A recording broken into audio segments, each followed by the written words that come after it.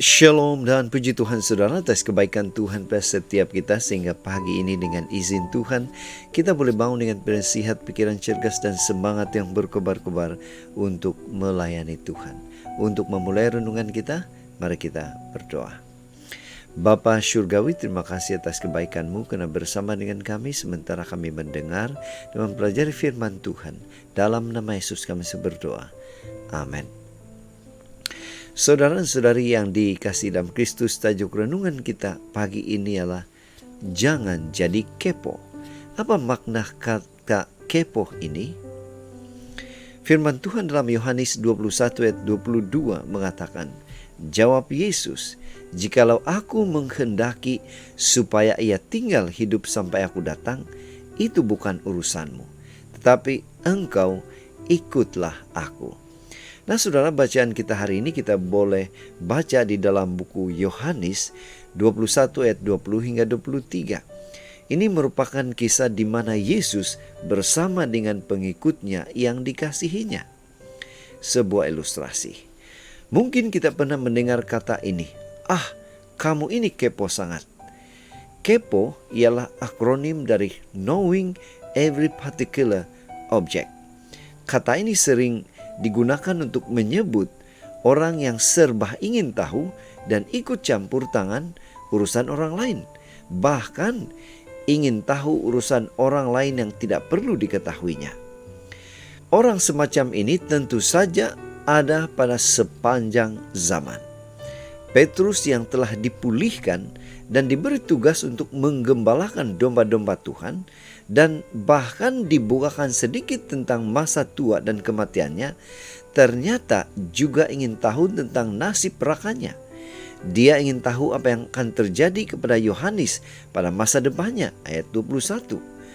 Tuhan Yesus mengingatkan Petrus bahwa hal itu bukanlah urusannya. Urusannya ialah mengikuti Tuhan, ayat 22.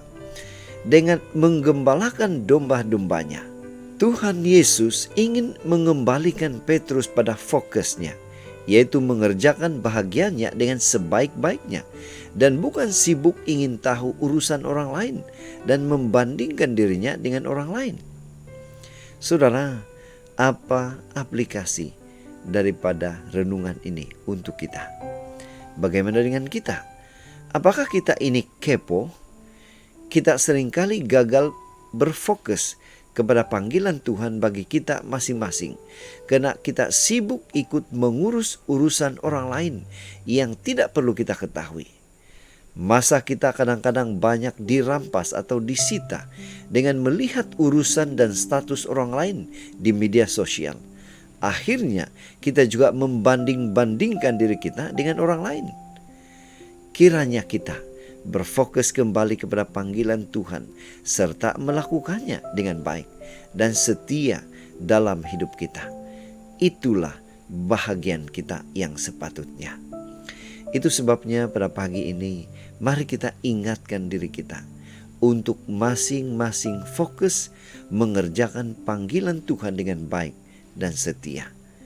Inilah doa dan harapan kita.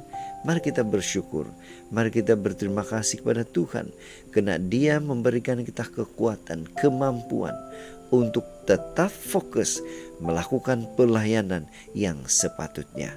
Mari saudara, kita tetap setia, tetap semangat, tetap positif, dan tetap sihat sampai Maranatha. Tuhan memberkati kita. Mari kita berdoa. Bapa di sorga, terima kasih karena Engkau memimpin kami, sehingga fokus kami adalah tetap mahu melakukan pelayanan, bukan mengurus urusan orang lain. Dalam nama Yesus kami berdoa. Amin.